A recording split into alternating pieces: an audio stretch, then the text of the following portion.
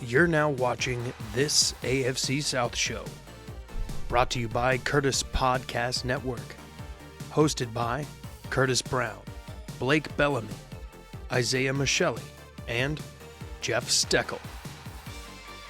Hello, everybody, and welcome to This AFC South Show, number 69, here on Curtis Podcast Network. I am your host, Curtis Brown, and with me, as always, is Jeff Steckel. And our Jags guy and our Titans guy couldn't be here this evening. You know, it is what it is, but the show must go on. So we're reacting to the games of Sunday, and I figure we should probably lead off with the game that led off the week in London, the Jags and the Broncos. For those who are not aware, the Broncos won 21-17 in a game that, the Jags, I felt like the Jags had it for a while. ETN was an absolute beast. If there was anybody who was doubting if he could handle the workload after James Robinson left, you need to be silenced at this point, because the guy definitely can do it. Jeff, what you got?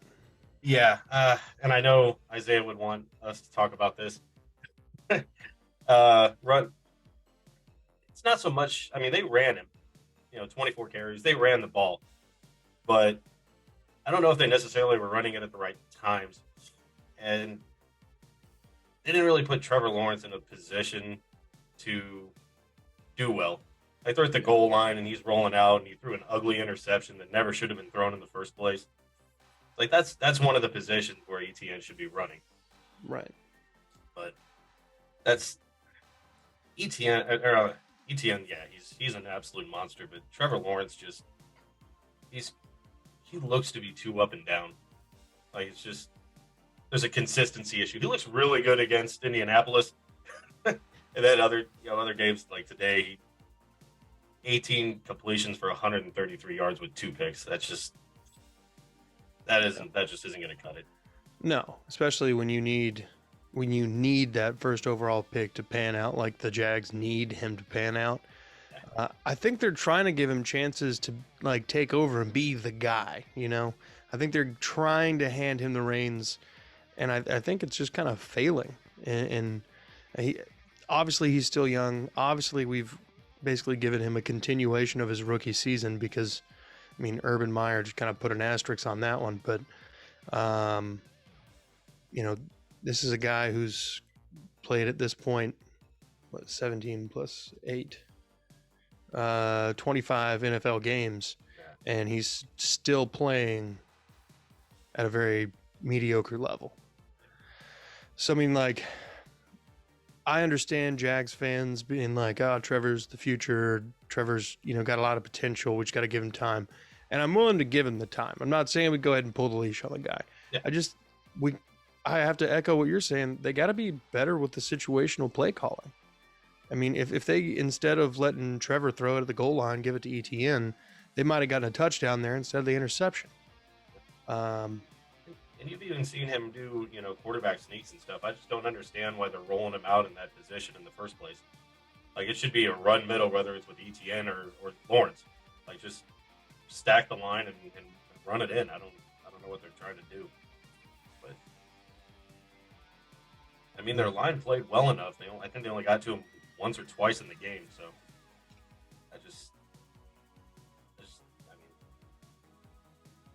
run the ball in the right places. I woke up and caught the second half of the game, and there was definitely a lot of pressure on him. Mm-hmm. I remember seeing somebody just get walked into his lap. I think it was Shatley.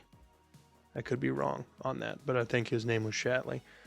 And he just basically got sat in his lap, and Trevor Lawrence just kind of ate it and killed a drive that was, I can't remember exactly where they were on the field at the time, but it was a moving drive. And there was a lot of pressure on him. He's always running around trying to find something, and he just wasn't able to get it done today.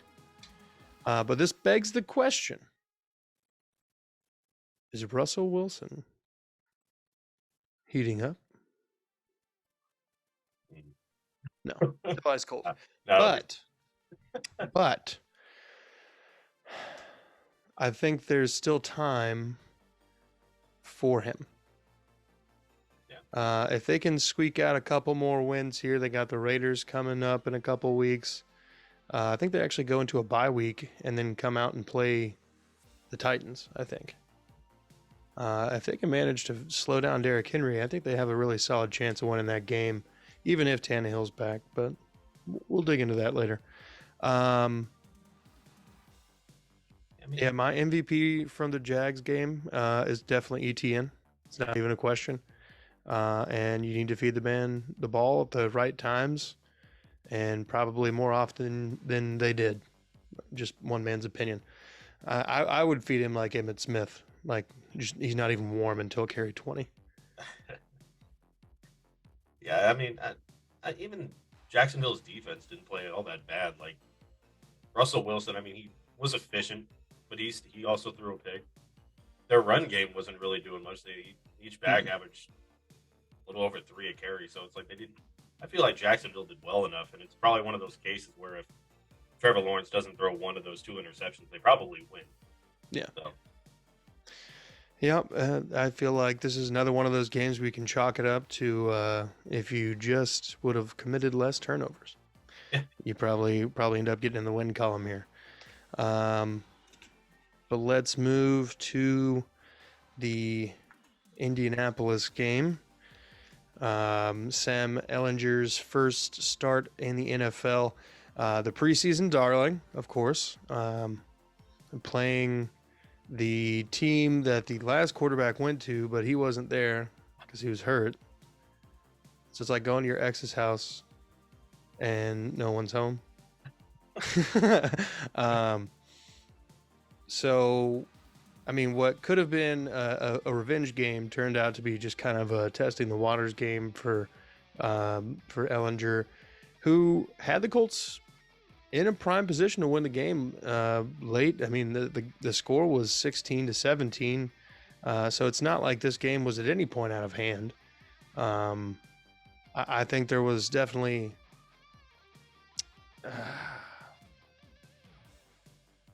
like the defense had to have collapsed just because I know the Colts had the lead late, and I'm pretty sure that God, who scored? Who was the last person to score for her? What's his name? It's right on McLaurin. McLaurin? No, he didn't. He didn't. No. He had a. I'm sorry. He had a big catch. It was close to the end zone. Sorry about that. Yeah. Yeah, he had a contested catch with Gilmore. Gilmore actually kind of caught it, but McLaurin ripped it away from him. Yeah. Yeah, that was that hurt. I bet it did. Yeah. But okay. Yeah. So what was your takeaway from today's game? Well, Ehlinger, he had one mistake, I think, in the game where the pressure was coming, so he took off and he tried to transition the ball to run with it, and he just never got it with his other hand. Like, he just fumbled the ball himself. And I think that was in Washington territory. He turned it over. But it was his only turnover of the game. He finished with only 6 incompletions and 200 yards. So he put up almost 75% completion and like 100 quarterback rating. So he actually played really well, especially for his first start. But I think I hate Pryor. I hate Pryor on the line. I mean, human traffic cone strikes again. Human traffic cone. It doesn't show in the stats. It shows that Ehlinger only ran 6 times for 15 yards, but there was at least 2 or 3 big scrambles that he had called back for holding, and it was getting at least past midfield and into Washington territory, called back 10 yards. It's just shooting yourself in the knee. Yeah, Can't win like that. And then Jonathan Taylor had a big fumble. I think it was in the red zone, and a defender was coming at him, and he had the ball in his left hand, and he ran with the ball forward, which is a huge no-no. So all the defender had to do was put his helmet on it. he coughed it up in the red zone. So it's just another case of shooting yourselves in the foot, committing stupid penalties. And if any of those hadn't happened, the Colts probably win this game. I mean, they had the biggest issue is that once again they put up 3 points and a half. They were only down by 4 at the half, which is amazing. And then they went up. I think they were up by like 9 or whatever points towards the end of the fourth quarter and collapsed. So my whole thing is when is Frank Reich going to have this team play 60 minutes? A full 60 minutes. Like when one side of the ball is struggling, the other side's playing really well, and then it just flips. The offense started rolling in the second half, and the defense just collapsed. It's really frustrating. But I nice. understand your pain. There is no such thing as a complete game in the AFC South. It just doesn't exist. It was just nice, though. I mean, Ellinger, I think, played a really good game. He stretched the field a few times, hit Pierce deep, and even with 20 seconds left in the game, they still had a chance at winning it. He hit Pittman in stride it was a beautiful throw. Hit him in stride, and Pittman just dropped it. Like it was another one of those cases where he probably gets it to at least midfield, runs out of bounds. The Colts still have a timeout, and they probably go on to kick a field goal and win 19-17 if he just catches the ball.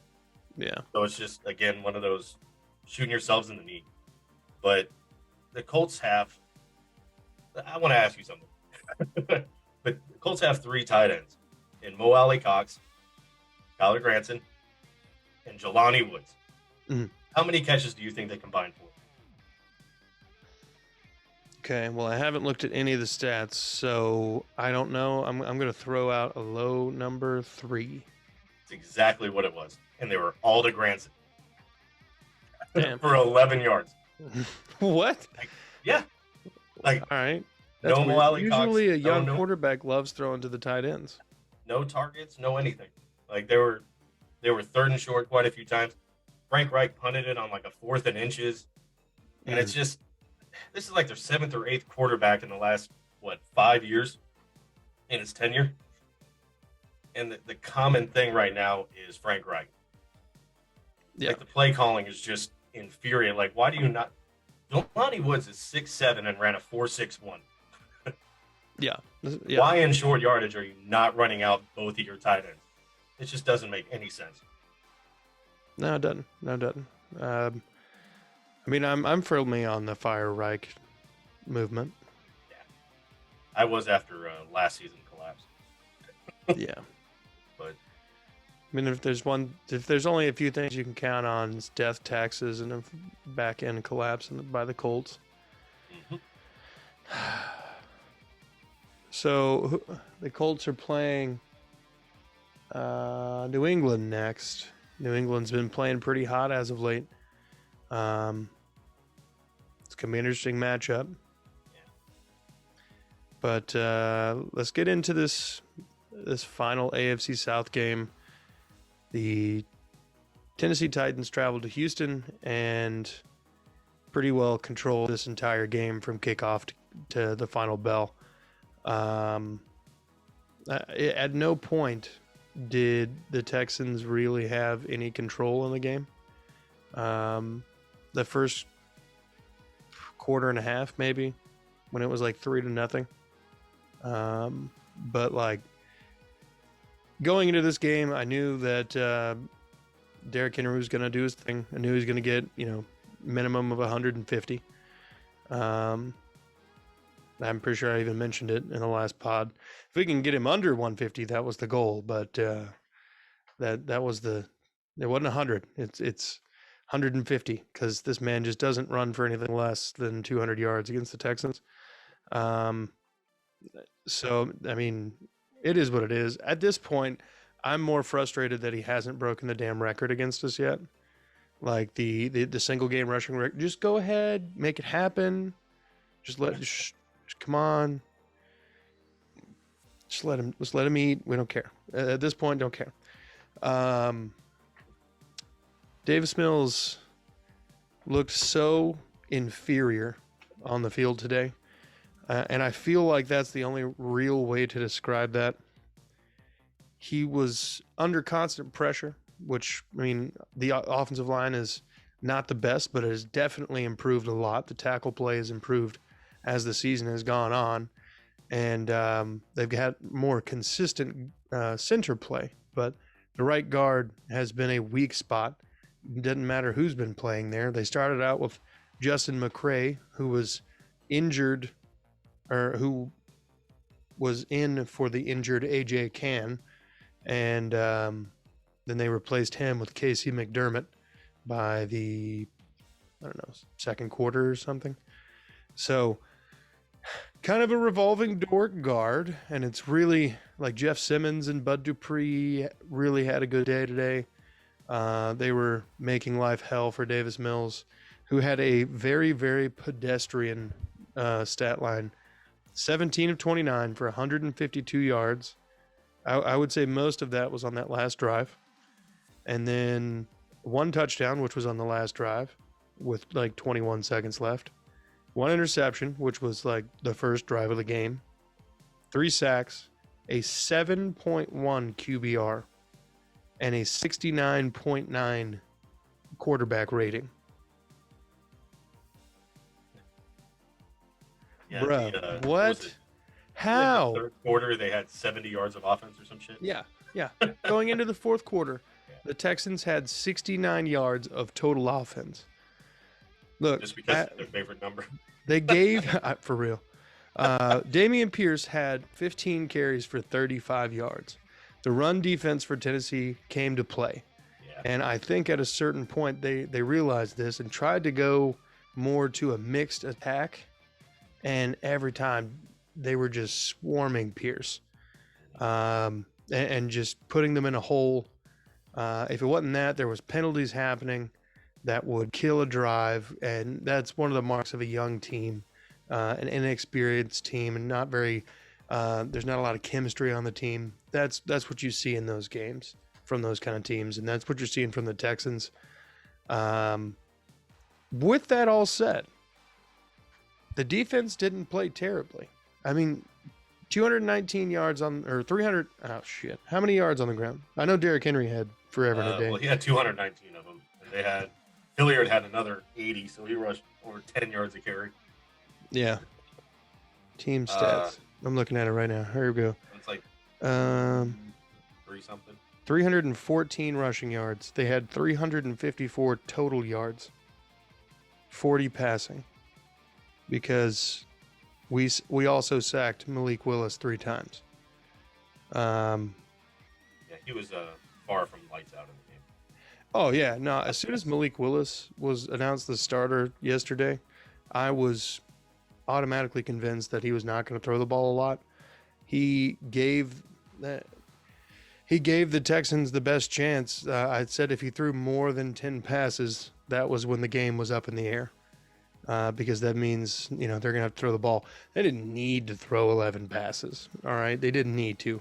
Derrick Henry had 32 carries for 219 yards. The man was doing throw the ball at all. He didn't need to. He had 55 yards in the air, 6 for 11, 1 interception. How bad was his rating? That has to be terrible. 0.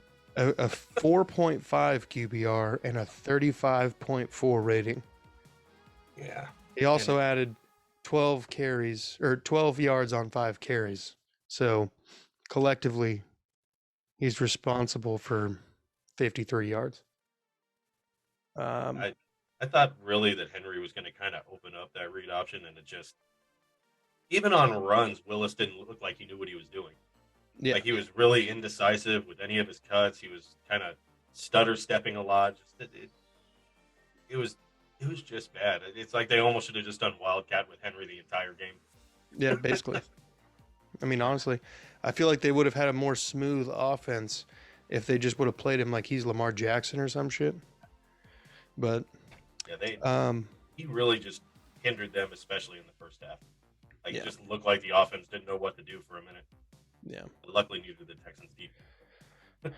Well, on the a random occasion in this game when Davis Mills had the opportunity to sit back and set his feet and throw, it became extremely evident to everyone in the entire NFL world that outside of Brandon Cooks, there is no one on the Texans roster right now. Nico Collins is hurt. He's the only other body that you would trust to throw to. And then there was just not much going on. So Nico didn't play. Cooks had 4 for 73 or 74, something like that. He had a decent outing, but that was all in garbage time. And predominantly had like a 44-yard catch at the end of the end of the game. So, I mean, they need more than anything. They need weapons.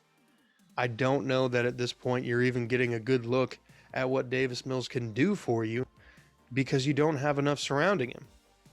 You know what I mean? Like there have been he played really well last week when there was more available to him. And then you're playing the Titans defense, who obviously, as we could see, could stop the run, but historically this season is very vulnerable to the pass. Couldn't do anything there after playing hot the previous week. So now we're going tail tucked between our legs onto a Thursday night game against the only undefeated team in the league. Rough situation, folks. That's gonna be ugly. We'll be getting the preview out, by the way. That's when we'll cover more of that. But let's get it from the Titans' perspective here, okay? Derrick Henry's a beast. There's nothing else you can say. Honestly, Derrick Henry does Derrick Henry things. I talked my fair share of shit because Taylor won the rushing crown last year, so I was like, everyone keeps calling him King Henry, and it's like I started calling him Queen Henry. But I'm like, I'm eating a lot of crow right now. Like Derrick Henry is just doing what he does, and I'm glad I have him in fantasy. Is all I'm saying. Yeah. He's the only reason I'm in it this week. Well, naturally, I mean, Henry has won a lot of people some fantasy games, seasons, championships. I bet that he's probably one of the people that's most responsible for the most swings in wealth at the end of the football season.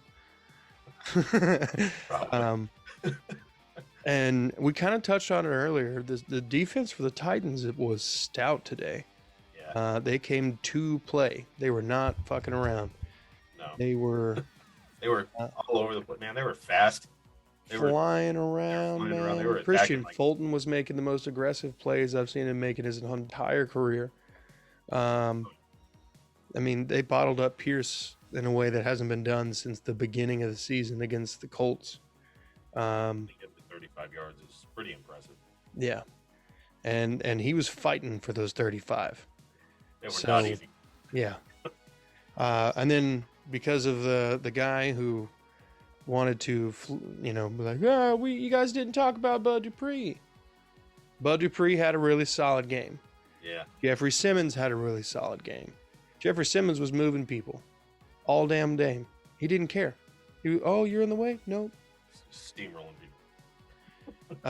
Danico Autry getting, he's working on Tunsil the whole game. I think he made a couple good TFLs or something, but I mean, you're going against Tunsil, who's playing like a top 3 left tackle right now. So I think Autry was a little more disruptive. I'm looking at the stats right now. I don't see a tackle or anything, but damn, I think he was more just disruptive in the past. Yeah. Okay. If he's playing against Tunsil, that makes sense. So yeah. Tunsil did a pretty good job against Autry. Yeah. But I think a couple players for the Titans went out. And I don't know if they came back in. Tier Tart, I believe, left the game early. And God, there was someone else. I can't remember who it was. I don't know. But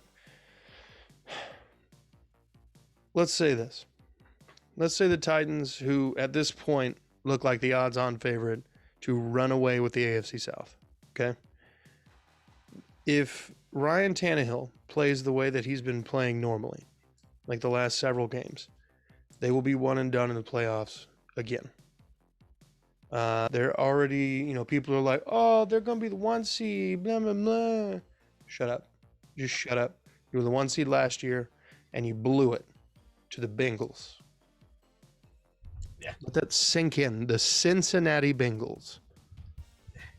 And based on how this game went and how a lot of it, like, the Titans should have won by a lot more. Mm. I mean, really, they won 17-3. Like, they weren't really playing on that last Texan touchdown. Right. But even then, this is based on how Henry ran the ball. They should have at least scored in the 20s. I don't know what it is about the AFC South and not being able to get over that threshold, but the Titans should have won by a lot more. Yeah. So the Titans aren't perfect, but they played really well on defense, especially on defense today. Yeah. That one particular phase of the game made the game possible. There's a lot of times where that defense is, just getting the ball right back for the offense who's already, humming or just took off a couple minutes off the clock. I mean, hell, I think both teams punted throughout the game like 5 or 6 times apiece. Yeah. This wasn't a very offensive game, very clearly. But Derrick Henry going to do Derrick Henry things. I mean, on the first drive of the game, he ripped off like a 41-yard run. So, I mean, as soon as that happened, I was like, there we go. I said 150, and there's a third of it. Yep. But you got anything else? No. Okay. So we got MVP for the Colts. I'll nominate. I'm just gonna say. I'm gonna have to say Sam Ellinger, just for. I mean, even his poise in the pocket was much more like a veteran than it was kind of like. I mean, he's not really a rookie, but I will say he's just basically a rookie in his first start. Right. And his poise, his ability to move around the pocket, he kept his eyes downfield. I'd have to nominate him just because of how well he did in his first start. Okay. I would have to nominate Brandon Cooks just for being, or Jerry Hughes, I guess. Probably Jerry Hughes, who's already like doubled his sack total from last season and his age 34 season. So, I mean, you got to love that. But I think the very clear MVP this week is Derrick Henry, of course. I will never call him King Henry. It's just something about me. I can't call another man king. Can't do it. Won't do it. But I will call him MVP of Week 8 in the AFC South. 219 yards, 32 carries, 2 touchdowns. I don't even know how many catches he had, but probably not. But maybe one because they threw the ball 6 times with a completion. So we'll have another episode coming out probably. I guess we'll try to do it maybe a little sooner than the game Thursday. I don't know. See how it goes. But try to have one coming out Friday-ish. Kind of doing a preview / reaction to what's going on there. So, folks, go ahead and hit the like and subscribe button. We are still in the hunt for 1,000 subscribers. We are at 117, so we need 883 more. And that can mean you. So go ahead and click the button, share with your friends. If you know anybody who's a Texans, Titans, Jags, or a Colts fan, you need to show them the show. Check out the merch store. Jeff just got his first piece of merch from the store. Do you like it? How's it feel? Oh, it feels great. I like it. Yeah. Fits well. My girl likes hers too. Hell yeah. So we got a bunch of variety on there. Go ahead and check it out and the link is in the description. And most of all, be good people.